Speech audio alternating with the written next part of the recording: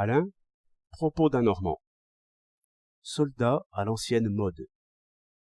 Qu'est-ce que c'était qu'un soldat à l'ancienne mode? C'était un garçon bien paresseux, bien pauvre, bien abandonné, et que le recruteur emmenait bien loin de toute famille, de tous amis, de tout paysage familier, afin d'en faire un homme imperturbable, fidèle à son prince et à sa consigne, et sans autre lien, ni serment ni affection au monde. En passant du civil au militaire, l'homme rompait tous ses liens de société, et en formait d'autres, tout à fait nouveaux et artificiels. Il se battait pour son maître, et non sans vertu. D'Artagnan s'est vendu au roi. D'Artagnan sera héroïquement fidèle. Mais enfin, tous les problèmes de l'existence en commun se ramènent pour lui à son serment et à sa consigne. Un soldat de ce genre est un sans-patrie, pensez-y bien.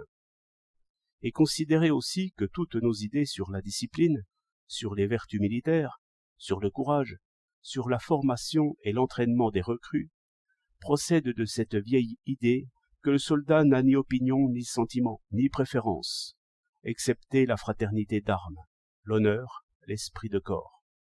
Autant dire qu'il est étranger partout, et qu'il appartient à une société dominatrice, qui méprise la société civile.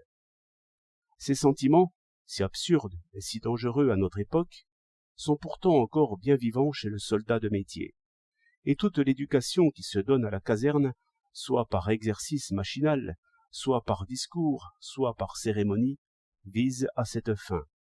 Déraciner le soldat, tuer en lui le citoyen, le séparer de sa famille, de son village, de son métier, faire de lui une espèce de machine à fureur, à enthousiasme, à dévouement, aussi maniable qu'un pistolet dans la main du chef. Erreur et sacrilège. Le drapeau est alors au-dessus de la patrie. Une vie nouvelle s'organise, pleine d'ennuis, d'oisiveté, de gourmandise, d'ignobles débauches. Et l'on ferme les yeux sur ces mots parce qu'ils contribuent à tuer les sentiments civiques, parce que l'on s'imagine, à l'ancienne mode, que pour mépriser la mort, il faut commencer par mépriser tout le reste et soi-même. Pour beaucoup de sabreurs, le légionnaire, c'est le vrai soldat. Erreur démesurée qui suffit à expliquer les erreurs et les folies corrélatives d'Hervé et des autres. Ces hommes sentent vivement cette séparation du soldat et de la patrie, mais ils n'y démêlent rien de clair, et ils insultent la patrie et la liberté, sans doute par un amour furieux, trouble, aveuglé, de l'une et de l'autre. 9 août 1911.